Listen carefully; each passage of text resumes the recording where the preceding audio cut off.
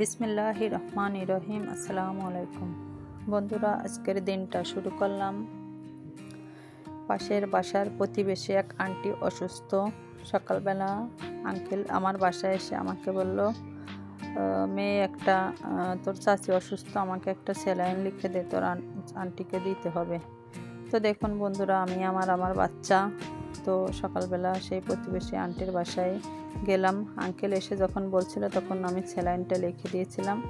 এখন দেখতেই পাচ্ছেন উনি বয়স্ক মানুষ, উনি প্রায় বছরে 2 থেকে 3 বার এই স্যালাইনটা উনি নেয়, না নিলে ওনার আসলে এটা ওনার অভ্যাসে পরিণত হয়ে গেছে। ওনার এটা না দিলে ওনার আসলে শরীরের ফিটনেসটা ঠিক থাকে না। আর যেহেতু আরও রমজান মাস ছিল, রোজা রাখছে, বয়স্ক মানুষ, তো আমি দেখো স্যালাইনটা লিখে দিলাম।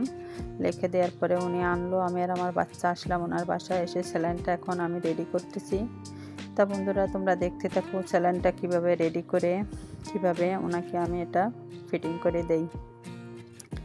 আসসালামু আলাইকুম, বিসমিল্লাহির রহমানির রহিম। কেমন আছো আমার প্রিয় বন্ধুরা? আশা করছি সবাই অনেক ভালো আছো। আমি এবং আমার পরিবারের প্রতিটা মানুষ আল্লাহর রহমতে ও তোমাদের দোয়া ও ভালোবাসায় অনেক ভালো আছি। খাদিজা ক্যারিয়ার ব্লগে নতুন একটা ভিডিওতে তোমাদের অনেক অনেক শুভেচ্ছা।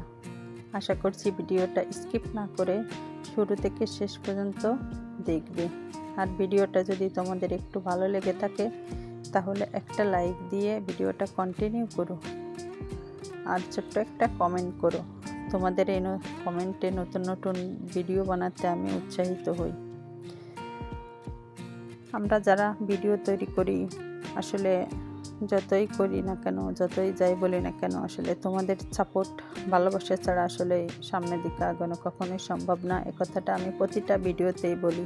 আমরা যারা ছোট আছি, আমাদের দর্শকরা যারা আমাদের ভিডিও দেখেন, আমাদের বড় ভাই আপুদের থেকে আমরা এগুলো দেখে দেখে শিখে আসলে করি।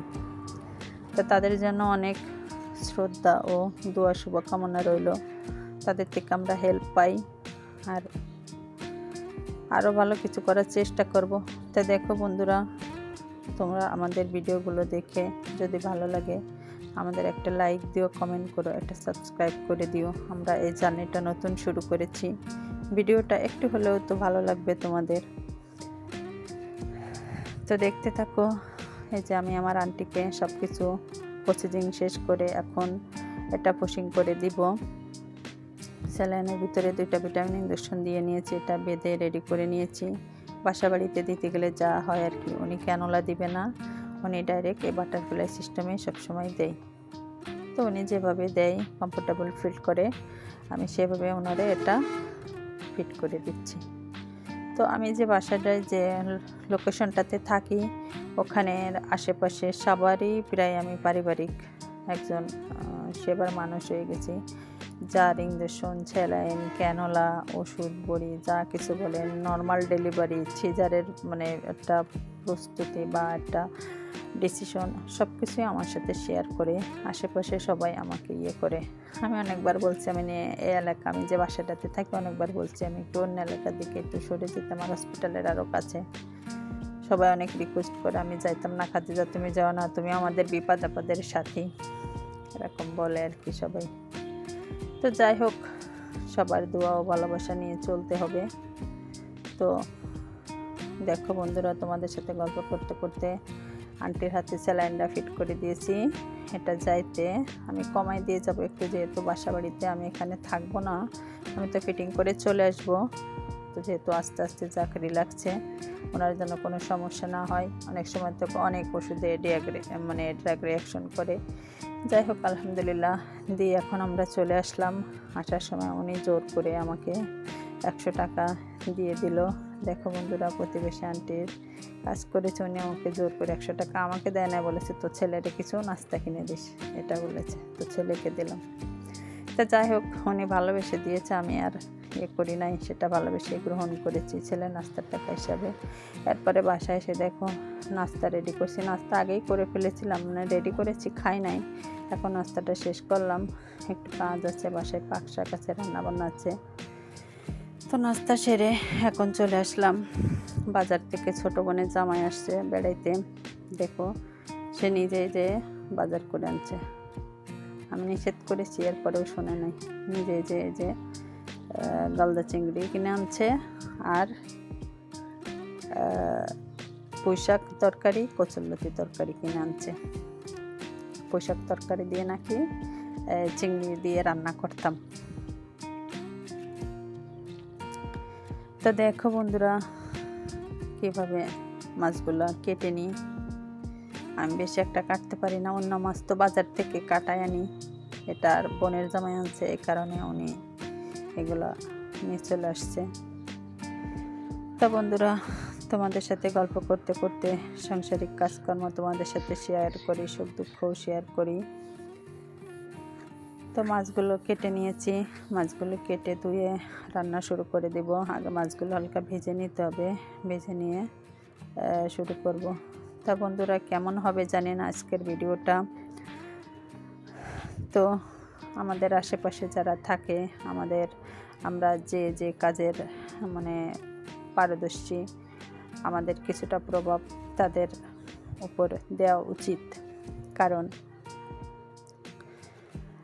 আমরা সবসময় অর্থ দিয়ে পারি না, শ্রম দিয়ে পারি না, কথা দিয়ে পারি না, কিন্তু ইচ্ছা করলে আমরা যে কোনো সময় একটা মানুষকে মানে কথা দিয়ে হলেও, শ্রম দিয়ে হলেও, সেবা দিয়ে হলেও আমরা উপকার করতে পারি। তো আমি অর্থ দিয়ে পারি না, আমি শ্রম দিয়ে, সেবা দিয়ে করার চেষ্টা করি।